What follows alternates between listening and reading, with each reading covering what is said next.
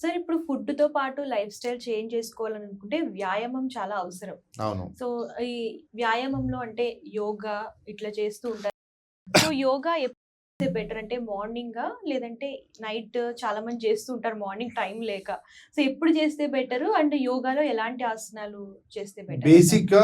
బేసిక్‌గా ఎక్సర్సైజ్ అంటే వ్యాయామలో the best exercise. హ్మ్. ద యోగా. బెస్ట్ హ్మ్. వ్యాయామ అంటే the first and best exercise is walking. హ్మ్.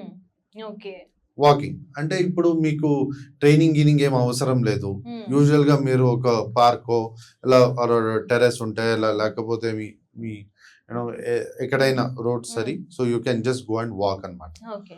ఒక 4-5 కిలోమీటర్స్ ఆఫ్ వాక్ హ్మ్. ఆర్ స్టెప్స్ లైక్ 8,000-10,000 స్టెప్స్ చేస్తే ఓకే. చాలు. అంటే హ్మ్. Better. It's a good walking. Okay. అది మార్నింగ్ బెటరా sir?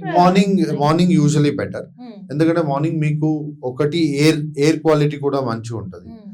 So that also gives you lot of clarity, focus and okay. Tiredness ఉండదు. అంటే మీరు వాకింగ్ చేస్తే స్వెట్ కూడా మీరు న్యాచురల్లీ స్వెట్ అవ్వాలి. హ్మ్. ఓకే. న్యాచురల్‌గా. హ్మ్. సో న్యాచురల్‌గా స్వెట్ అయితే సో అక్కడ టాక్సిన్స్ కూడా బర్న్ అయిపోతుంది. హ్మ్. అది first. Walking is the best exercise. హ్మ్.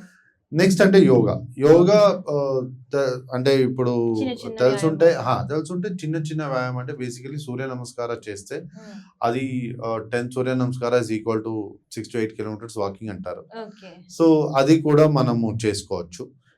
అండ్ వజ్రాసనంలో కూర్చుంటే ఒక 2-3 మినిట్స్ అది మనకు చాలా పెల్విక్‌లో, మూలాధారాలో అంటే చాలా it gives lot of strength అన్నమాట. So okay. పెల్విక్ స్ట్రెంగ్త్ చాలా వచ్చేస్తది అక్కడ.